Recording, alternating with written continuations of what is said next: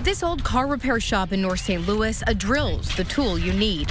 Saw the price and I was like, okay, yeah, that's something I could do.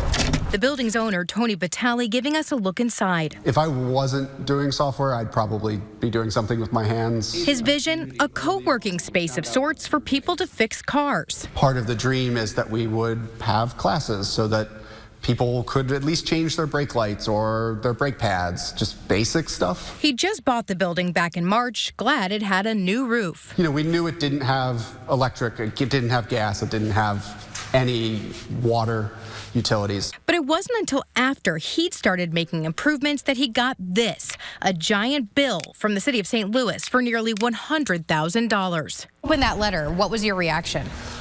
I was terrified. It would have been a ruinous amount of money. Only then did Tony learn that before he bought it, you, the taxpayer, paid for that new roof. A litany of line items for repairs to this private property, none of which Tony nor the previous owner signed off on.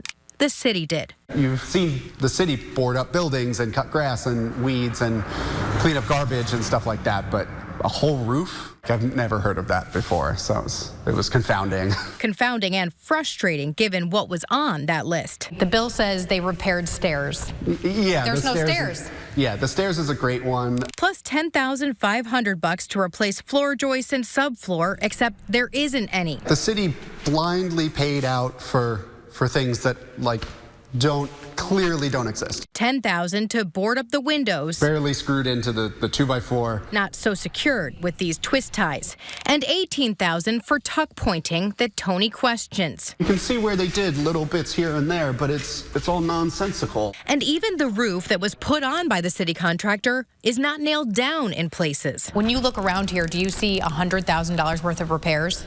Oh, absolutely not. No, there's no way. The city is using ARPA money to stabilize these buildings. About a year ago, First Alert 4 first told you about a program called Stable Communities STL.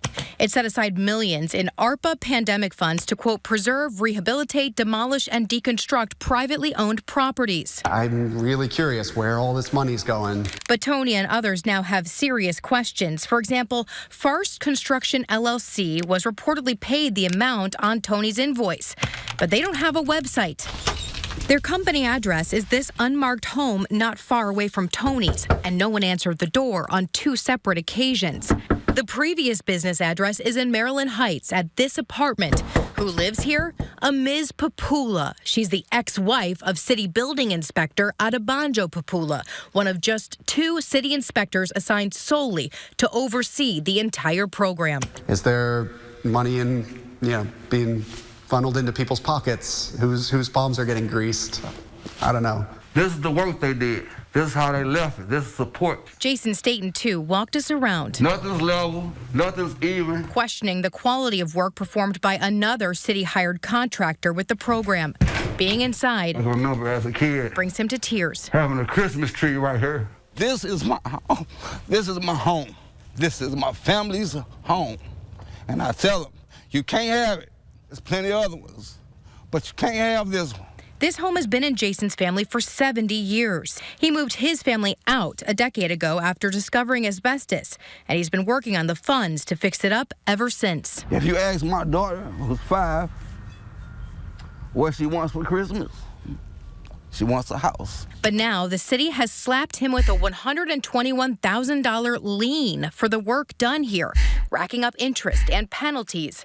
If he doesn't pay, he'll lose the house. It's priceless, but to them, they'll put a number on it and they'll try to take it. I think it's to the expense of their residents that this is happening. Frustration, too, from Lakeisha Graham. She lives in Texas, but in 2022, she took ownership of this historic building in the 5200 block of Cates from a family member and had hopes to redevelop the lot after the city told her the building couldn't be rehabbed. They were going to charge us $30,000 to demolish it, but then we found a contractor to demolish it for cheaper, and then we got blocked from demolishing it. They said that we couldn't.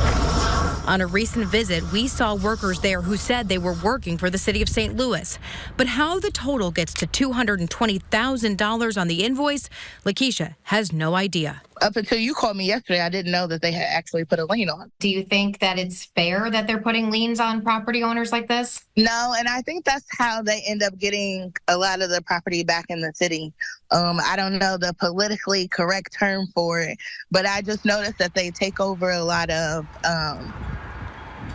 communities when they're trying to rebuild and bring up the value. They do underhanded things to take over individuals' property. Do you think it's potentially unconstitutional? Yes, I do. Robert Durker, a former city judge and attorney in the city's law department, reviewed the liens that we pulled. He calls the program forced rehab. I'm just trying to think if there's anything quite like this, where, a private contractor comes and in some cases busts down the door to get in and does this work, and then without you consenting to it, you have to pay for it. I've never come across that, to be honest. As far as Missouri law goes, this is breaking new ground. He says the city cites building codes, giving officials authority to remediate code violations. But he says the code is overly broad. What's more, the code says the building commissioner can enter into construction contracts with no other review, signature, or approval. Durker says the code may be out of sync with the city's charter and the Constitution, and it's only come up because of an influx in COVID cash. Should we be very comfortable in who we're selecting to perform the work and what work they're doing, and that it's quality work? That's kind of basic good government, to make sure you're getting your money's worth. I can't talk to nobody. We reached Adebanjo Papula by phone, but he would not say anything to us. We also wanted to talk to a city official about the program, but they refused to provide an interview. Instead, a spokesperson for the mayor sent a statement saying, quote, local and state law authorizes abatement as a legitimate police power to secure the health and safety of citizens. Further adding that of the 3,000 privately owned and condemned properties in the city, they are or have worked on 55 properties. They were selected by a committee assessing a variety of factors. Contractors were selected, the spokesperson says, through a competitive bid process. As for Papula, the spokesperson told us, quote, we just learned of this Wednesday. We take this very seriously, and we immediately opened an investigation. First Alert 4 Investigates pulled all the records of liens placed by the city this year for this program. Many, including Jason's and Lakeisha's, had been condemned by the city. They don't owe taxes, but some property owners on the list do. Most properties on the list are zoned residential. More than half appear to be owned by private individuals, not LLCs or corporations. Some familiar names, though. One property belongs to developer Paul McKee. Another affiliated with Sonny Sagar, a doctor currently under indictment. Also on the list, former Alderman Brandon Bosley, who's also facing federal charges. The city has already put out this money, and there's a good likelihood they may not get it back. The probability is that the lien will never be recouped. Cried as I watched them throw all my stuff out my house. Jason says contractors took valuable items, too. Left with a new roof that leaks and gutters to nowhere. He says he's not giving up. What they did to my house and my family isn't right. As the city posts up placards proud of the work, he says he's just hoping for a miracle. To wait for the light to shine on it. And I thank you all for now shining the light on the things they're trying to do in the darkness and the shadows. Tony, too, says he just wants answers. Who's auditing this? At least in the city, don't they want to know where this money is going? That seems like basic accountability. Tony actually negotiated with the city, but the city still claims he owes them $25,000. In his case, though, they never filed a lien against the previous owner. At Jason's home, though, the city claims his property was chosen for a number of code violations dating back years. They claim he was notified about the construction. He said he had no idea the city was planning to do it. Meanwhile, we spoke with Papula's ex-wife. She repeatedly said she had absolutely nothing to do with the business, including no financial ties. The owner of Farce Construction did write us back an email saying Mr. Papula has no ties to the business. That owner says she simply used Ms. Papula's address. Now, earlier today, we also told you about possible connections between Adebanjo Papula and another construction company, Premier Finish. They've been contracted for hundreds of thousands of dollars for work for the city, but the landlord at their business address says the owner of that company, Tanya Garrett, and Papula are married, and the two do share a home in Wildwood, according to public records. As you can see here, there is just so much to this story, a lot more questions, and you can count on us to keep following the entire issue. I'm Lauren Traeger. First Alert 4 investigates. Several area leaders now calling for criminal investigations and audits after First Alert 4 investigates revealed a St. Louis City inspector has ties to construction companies getting millions in public funds. Well, today we learned that St. Louis City inspector has resigned. Chief investigative reporter Lauren Traeger has been gathering reaction after her reporting over the last 2 days unveiled serious concerns with the program that's been fixing up private properties. And not only are they calling for those deeper investigations, some area leaders tell us they think the flow of money needs to stop right now until more light can be shown on the program. Honestly, I thought your report was shocking. State Representative Steve Butt says what we uncovered was beyond shocking and inexcusable. Would you support a pause on the program right now? Oh, absolutely. I think I will call for a pause, and the citizens watching your interview should do the same. I mean, it just has to be. Can't go forward until you get to the bottom of, is there corruption or is it just incompetence? But we need to know. Either way, there should be a pause. First Alert 4 Investigates has been telling you about a program that uses pandemic funds to fix up privately owned vacant properties in St. Louis and then bill the property's owners tens of thousands of dollars. If they don't pay up, they could lose their properties, something some owners told us is unfair. This is my home. This is my home. This is my family's home. And I tell them, you can't have it. There's plenty of other ones, but you can't have this one. When you look around here, do you see $100,000 worth of repairs? Oh, absolutely not. No, there's no way. Property owners told us the numbers didn't make sense always, and they questioned the quality of the work performed. I did want to talk to you because it looks like you are affiliated with some of the contractors. No, I can't talk to you about anything, please.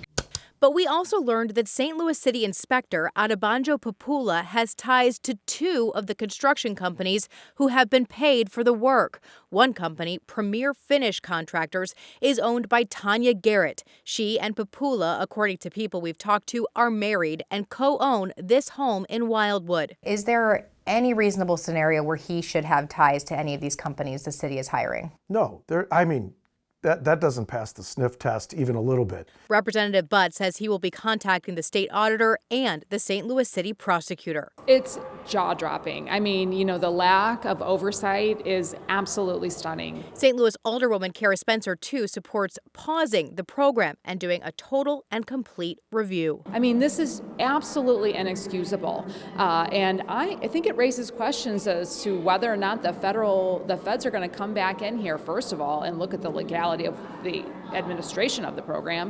St. Louis City building codes do appear to authorize city officials to fix up code violations on private properties, but some legal experts have called that code overly broad and say the program is potentially unconstitutional.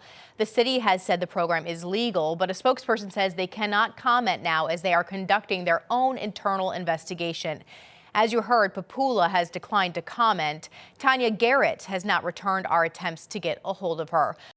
New details tonight about a former St. Louis City building inspector under investigation for his connections to companies collecting your tax dollars. Chief investigative reporter Lauren Traeger has learned those connections are also tied to another pot of city money.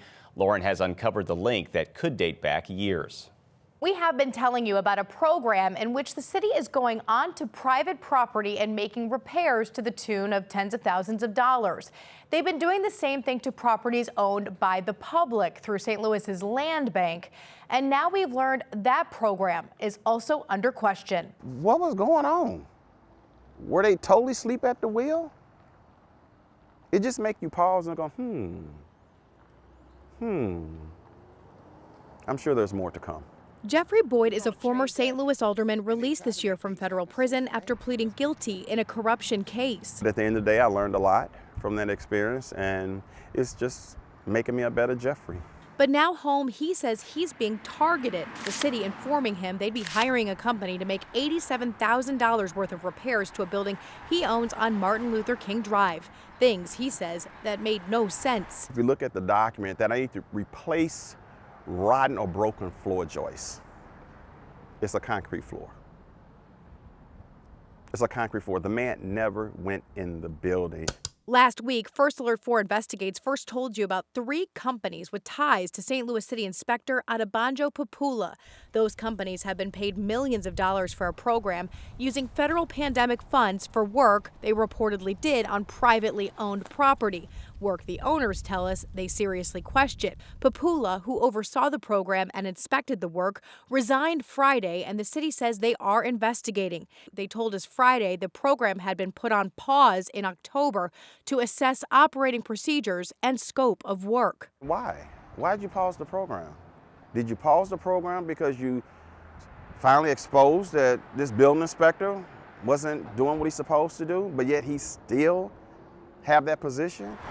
But now First Alert 4 Investigates has learned those very same companies have also done work on publicly owned buildings. It's through a voter-passed measure called Prop NS, which seeks to stabilize buildings owned by the LRA, the Land Revitalization Authority. We did an extensive search on those buildings. The city paying Papula-tied companies, Premier Finish Contractors, Farst Construction, and Maxify Contractors hundreds of thousands for the repairs, with the work dating as far back as 2021. In some cases, the buildings have been sold for a fraction of the repair price. To hear that he's also the inspector for Prop NS and all the other special programs, it's like, who in their right mind would put one person in charge of so much with no checks and balances? Boyd was the primary sponsor of Prop NS. He says the program itself is good for redevelopment, but much more, he says, needs to be revealed, including why no one caught the connections sooner. Does someone need to be accountable to this program? Absolutely, but it's bigger than Banjo, I promise you.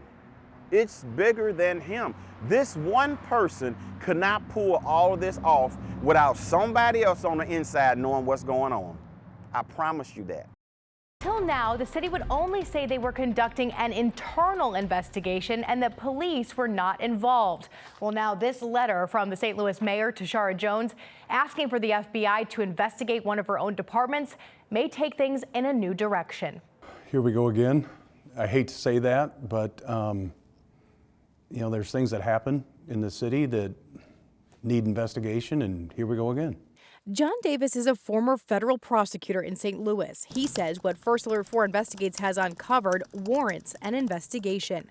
I just thought it was unfortunate that it was an expenditure of public funds that, for all intents and purposes, looks like it's enriching someone improperly, potentially illegally. And that's a shame. Last week, First Alert 4 Investigates told you about 3 companies with ties to St. Louis City Inspector Adebanjo Papula. We've obtained an accounting sheet from the city's comptroller showing just this year alone, Farst Construction, Maxify Contractors, and Premier Finish Contractors have been paid millions in public dollars for work they reportedly did to fix up private and public-owned buildings in programs meant to stabilize vacant properties. But some city property owners tell us they seriously question the work that was performed by those companies tied to Papula.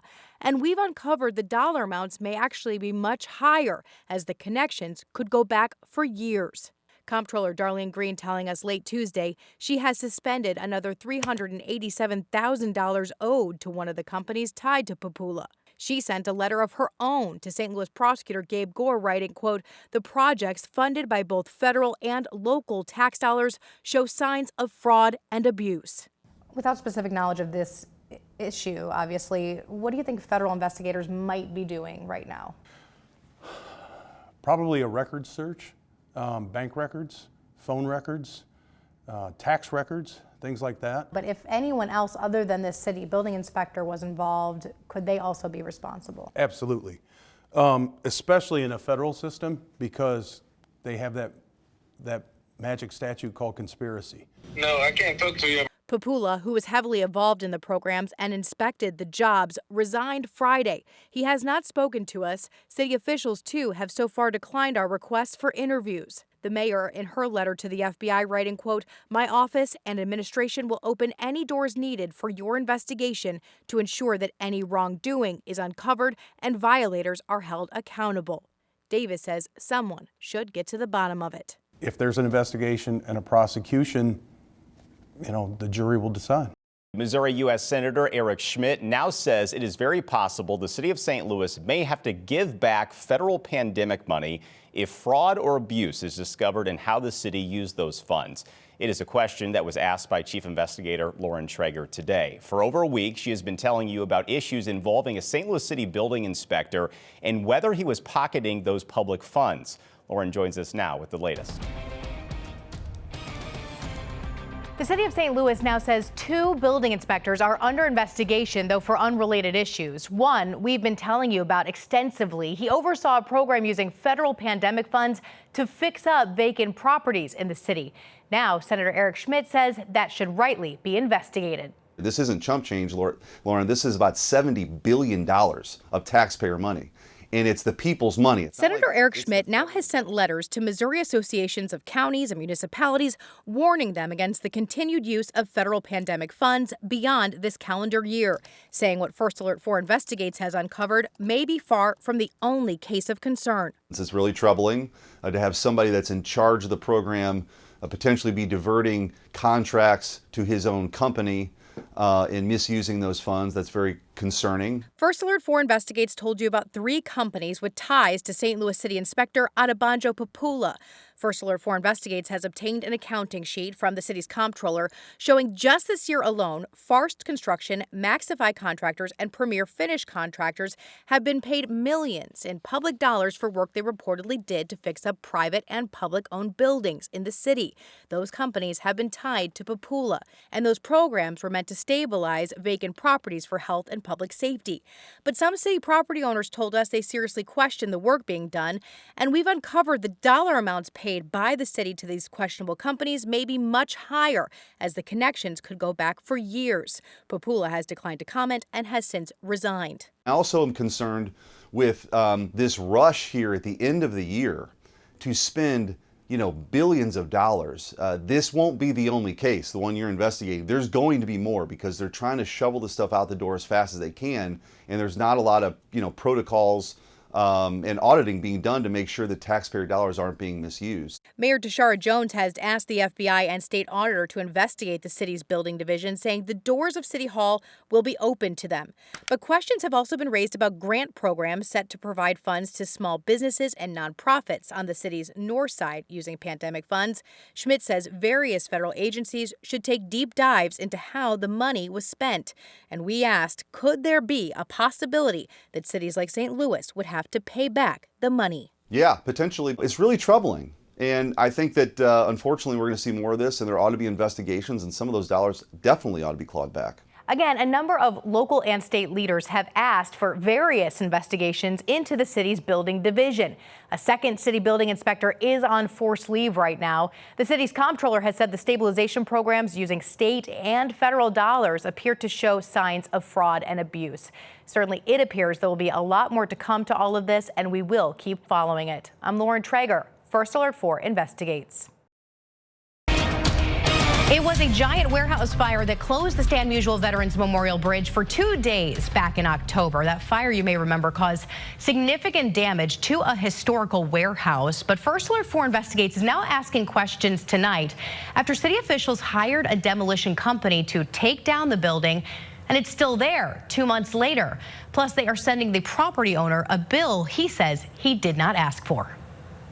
It was just very disheartening, very frustrating. Adam Kuhn chokes up a bit looking at the shell of what was once a piece of history. This was a project that I put a lot of passion and work into, and now we see the results of that. He put hundreds of thousands into this building, hoping to return the 100-year-old ice house at 1800 North Broadway to glory. It served as a massive refrigerator for blocks of ice and produce, operating all the way up until this century. About the last year, I've been battling homeless people coming in. But Adam was on scene talking to First Alert 4 as a fire raged on October 14th. The smoke billowing over the stand span, shutting it down. While the firefighters were battling the fire, yes, it was necessary to poke holes in the building. However, they never did that. Instead, he says a company started ripping into the side that hadn't yet been touched by fire. I learned that on the 6 o'clock news when I saw these big, huge machines tearing my building down that I'd worked so hard on. 2 months later, though, the machines are gone. Stacks of metal and piles of brick left. The shell of it still standing, but pieces hang from it, hardly seeming safe. When we were there last week, anyone could just walk up. The street was technically closed to traffic, but someone had dumped trash. By Monday, after our inquiries to the city about it, there's a new fence surrounding the site and the street's back open. The work is still stalled. The city's definitely leaving me between a rock and a hard place right now with this mess, and nobody's been down here for a month, so now what the heck do I do? Adam didn't get a say-so in who the contractor was. The city's building commission used an emergency provision of law to swiftly send a demolition contractor over. In fact, the city provided documents saying they had intended to tear the building down earlier in the year for code violations. They say that they notified you on August 1st of 2024 of condemnation. Never heard from them. And I'm the easiest guy in St. Louis to find. Google my name. Back in August, the city received just one bid for the project, Z&L Wrecking. But a spokesperson said they, quote, were not going to move forward at that time due to budgetary restrictions. Fast forward to the fire in October. That same wrecking company got the call. And now, without consenting, Adam's on the hook for the $786,000 bill. Is it fair for property owners to be billed for something they did not consent to? Absolutely not. Absolutely not. We are still paying taxes. We're still paying for the water. We are still paying our property insurance. And the city wants to do things like this and play games with our livelihood. Adam says he would have wanted to get his own bids, consult an engineer, or even try to salvage the materials. What's worse, he says, Arnice Little, the wife of the owner of Z&L Wrecking, is appointed by the mayor to sit on a demolition board for the city. Is that a concern for you? That's a huge concern. I think that what we found out just this week that's going on down at the city of St. Louis, particularly the building division, is just the tip of the iceberg of the collusion, the corruption that's going on down there. In recent weeks, First Alert 4 Investigates has been telling you about companies tied to a now former St. Louis City building inspector named Banjo Papula. Our reporting revealing those companies making millions of dollars in city contracts. The mayor's office has now called for an FBI investigation and an audit. But in a text message just released to us through a public records request, the building commissioner says to another employee, I didn't know about the Banjo thing. And a similar lack of knowledge regarding the demolitions. In a statement from the city regarding a representative from Z&L Wrecking being on the city demolition board, a spokesperson wrote, quote, the commissioner was not aware of this. We are looking into how the division determines conflict of interest relative to this matter. It's not a conflict of interest. Arnice Little of Z&L Wrecking tells us the board she sits on helps vet other contractors, but she says it does not handle the contracts or financials. I'm not privileged to that information. Again, I may sit on the board, but I'm not privileged to that information. An official demolition permit from the city has not yet been issued for this site. As to why the work has not been completed, Little says they are waiting for utilities to be completely abandoned. So we're at their whim. And then once we finally get the utilities and shown it's been abandoned, then, we're able to go clear. Demolition, she says, should continue in the new year. Meanwhile, the city has placed a lien on the property for the full cost of the demolition. The city definitely needs some major checks and balances. Adam says, like other aspects of the building division in St. Louis, he wants the demolition process investigated. The city has enough egg on its face right now to make an omelet, as far as I'm concerned. So something very drastic needs to be done across the board. Now, Adam maintains he had not seen a single document from the city this year. When we requested them and showed them to him, he said the city had his wrong address. He seriously disputes the code violations that led to the demolition request over the summer. Meanwhile, we are now hearing directly from that now former St. Louis City building inspector Adebanjo Papula. He's been tied to 3 companies earning millions in city contracts, including one company that was registered to his ex-wife's address and 2 others connected to a woman with whom he now owns a home. Well, we have now obtained Papula's resignation letter from December 13th, in which he wrote, quote, "I truly did not have any favoritism for any of the contractors, but unfortunately, I developed a personal relationship with one of the contractors in the past year. Therefore, to avoid any further negative publicity, I am resigning my position." He also said his resignation was due to the allegations and insinuations by the media.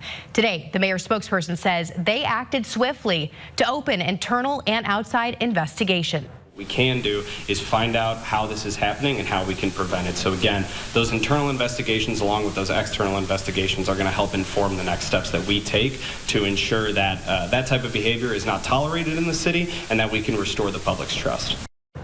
And we will, of course, continue to follow those investigations. I'm no engineer, but that looks like pretty poor construction. A pile of bricks and a gaping hole in the side of this house. Unbelievable. I had no idea they spent that much money.